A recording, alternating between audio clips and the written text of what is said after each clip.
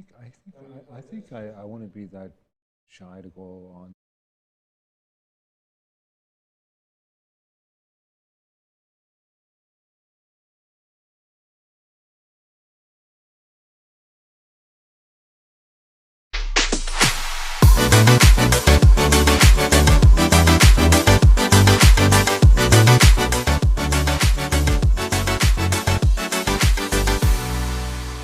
Hi, and welcome to another in a series of streaming sessions on the Webequay Supply Road project. My name is Don Parkinson.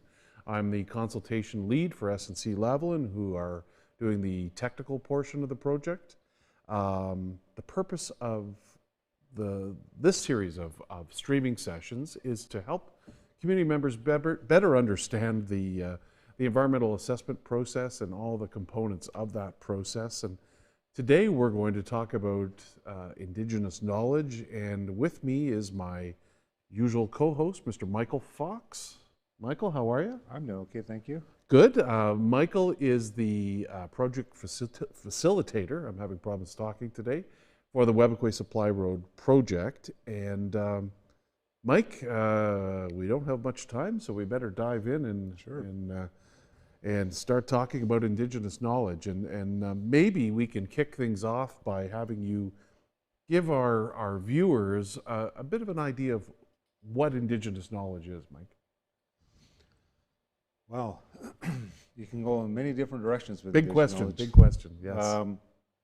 It's basically, it refers to Indigenous systems of knowledge, you know, their cultural practices, their traditional beliefs, their way they relate to the environment, and the way they use the land and resources as well. So, you know, I always like to share, you know, I think back with my grandfather in Winnesk, and his ability to sustain himself and live the way he did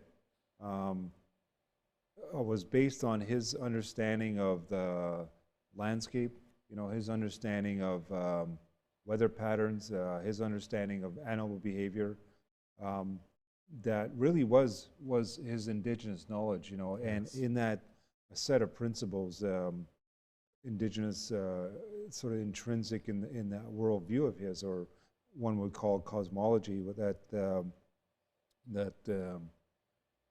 was part of this holistic way of being, kind of thing. So it's a very tough exercise for those folks that are just carrying on their lives, and then getting asking about Indigenous knowledge, because it's really asking about themselves and how they carry themselves upon the world. And it's so burned into them too, Yes. Mike, right? So yeah, so it's a cumulative set of understanding about oneself, how they in the environment, and relationship to different types of species as well, like Yes. how they and the cultural their harvesting activities and cultural sites and everything. So it's a range of things, and it's not really defined as such. It's each community, each individual goes through an exercise and share what they can. And each community's Indigenous knowledge can be very different, Yes. can't it? Right? Absolutely. I mean, obviously, even in similar landscapes, probably different ways of doing things, right? I mean, I'm speaking generally, but every community has developed and handed down techniques or approaches or a thought process that's very different, could be very different from a neighboring community. True. I mean, I think of by the James Bay, some stayed closer to the James Bay coastline, and others went downriver, you know, Yes. into inland. So, and sometimes it was based on weather as well too. Like, so there was summer gatherings, and there was winter places they would stay for better shelter.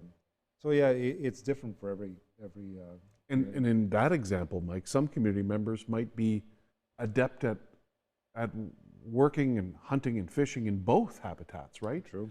Whether it's you know, coastal habitats or forest habitats, Yeah. just out of necessity, right? Over the years. So no, it's IK is a very broad topic. It covers a lot of potential types of information, doesn't it? And we're going to get into that in a little bit more detail.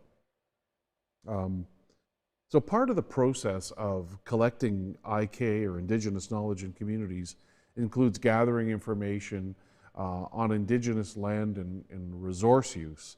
Can you maybe better describe what that is exactly, Mike? I'm old enough to know, been experienced enough, lucky enough to been in different sectors or industries, and I remember back in the early '90s when forestry companies were looking at collecting native values. That's what they were calling it then. So in the forestry industry, they call it forestry management units. So the company who owns sustainable forestry license has to manage that whole part of the forest, and so the legislation changed where they had to engage in Indigenous communities in collecting native values. So the values were site specific. So that was my first exposure to what we call Indigenous knowledge, and the purpose in that particular industry was to put a buffer around that, so not to clear cut certain areas, and leave certain areas alone. But when it comes to Indigenous knowledge today, it's sort of evolved, where it's not just site specific, right? Yes. Or the identification of sites. Yes. It's actually experiences, right? So when it comes to lands and resource use, it's kind of mapping out the land utilization patterns of each community, so that may include hunting, trapping, fishing, gathering, even resource. When I say gathering, people think of food right away, but it could be firewood, Yes, absolutely. Yeah. as well as identifying those other things as well, the cultural sites of cultural significance. But also, so it's to lay out kind of like what is sort of the pattern and the practices as it relates to land and resources. And a lot of that work has been done in the far north of Ontario through the preparation of community-based land use plans, hasn't it? Yeah. So in Ontario, they have a piece of legislation in the Ministry of Natural Resources called the Far North Act, and a lot of the remote communities that were participated in there, not everybody participated, but many that did got exposed to that methodology, right? Yes. Of that method of collecting information, which we'll dive into. Yes, absolutely. Well, maybe, Mike, let's talk a little bit about how communities, Indigenous communities, provide IK or could provide IK to the project. Right. So say you're the proponent, right? And then you're explaining to me the need for, or you're inviting to participate in IK data collection process. So one way is that I do it. I say I'm the community, I do it, I know how to do this, I have the capabilities. I'll talk to my community members and the land users and knowledge holders and go through the process by which we can map out, right, and identify areas where Indigenous knowledge is applied and used. So I can do it, or if I don't have the capabilities, I can hire an outside party to do it, right? A specialist of some kind? It could be a tribal council, they may have it, Yes. or it could be an IK practitioner. It could be university that can do it. So it's some outside party that comes in and helps the communities, which is a lot. The process itself is really about facilitating discussions. So that's one. That's the second way, and the third way is I can ask you to come and help facilitate those discussions. Yes. So we can generate the IK. Provide some guidance. Yeah. Right. Yeah. So those are the three ways, basically, IK studies can be approached. Yeah. No, it's interesting, and many communities have they don't have the resources, right? And quite often to be able to conduct these studies by themselves. So they will, as you mentioned here, hire someone, a third party, someone outside to do that work for them, simply because they just don't have the people to do the work. But one thing that we can do is, where communities want to do the work themselves, we can certainly help guide them in the course of doing that work, Mike. So maybe now let's talk a little bit about, during the environmental assessment, how IK is used, because this has changed, hasn't it, Mike, over the last few years in terms of expectations for the use of Indigenous knowledge in an environmental assessment. True. There used to be an appendix, Yes. in EA reports. Now it's now being weaved into all the biophysical disciplines of EA reports.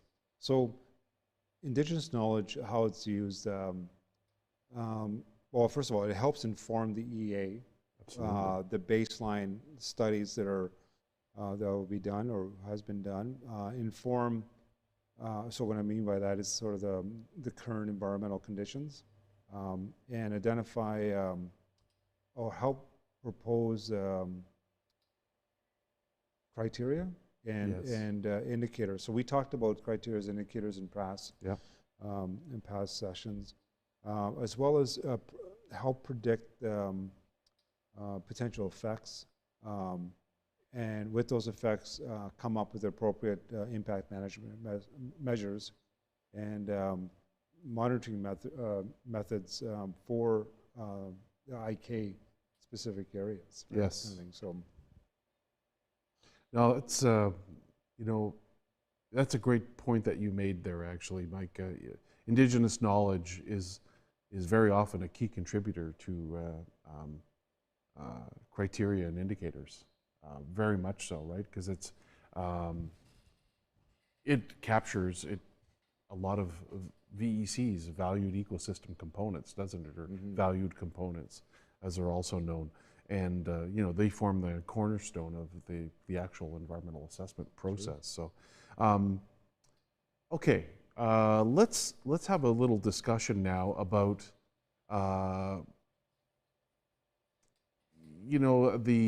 the general approach to IK on this project, and basically any project. I know you've looked at both the provincial environmental assessment and federal impact assessment requirements regarding IK, and they are extensive, and having looked at these, you've sort of formulated a bit of a general approach to IK. Can you maybe take our viewers through that a little bit? Yeah. So, I mean, these are sort of the key milestones or steps along the way. Some people maybe, it could be 3 steps, it could be 12 steps. It all depends on how you visualize the sequence of activities or categorize those sequence of activities. But the first one is really about figuring out the study area. So for Indigenous knowledge, and that's very similar to other value components. So you look at wildlife or fish.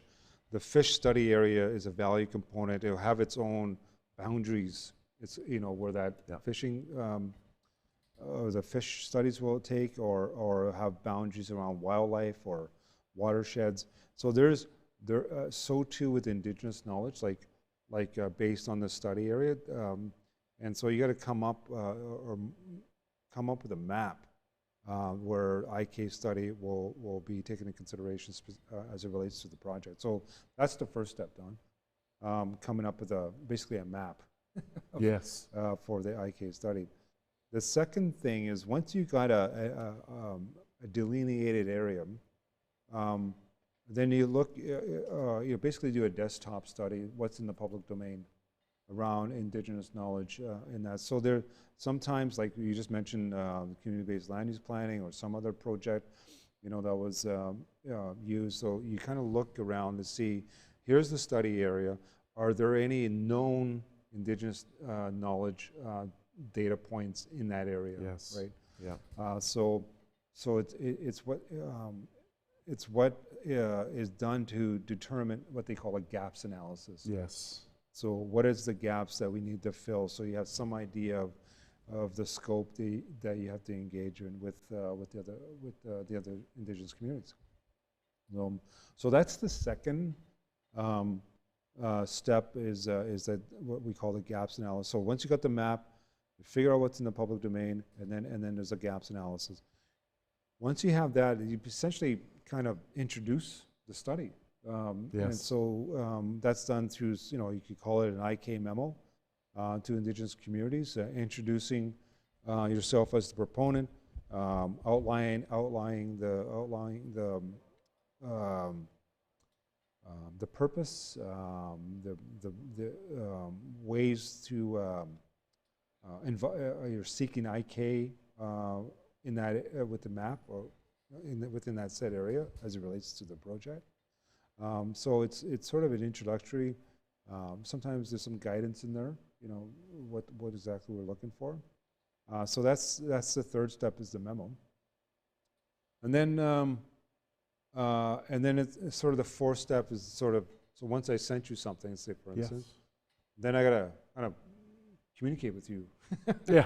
So That's right. I'll outreach, right? So why am I outreaching? Well, to determine, which is the fourth step, is to determine what's the appropriate IK protocol and procedures to move forward with your particular community. But because each community might have a different protocol, right? Absolutely. And their definition of IK or the sources of IK information might be different from another communities, right?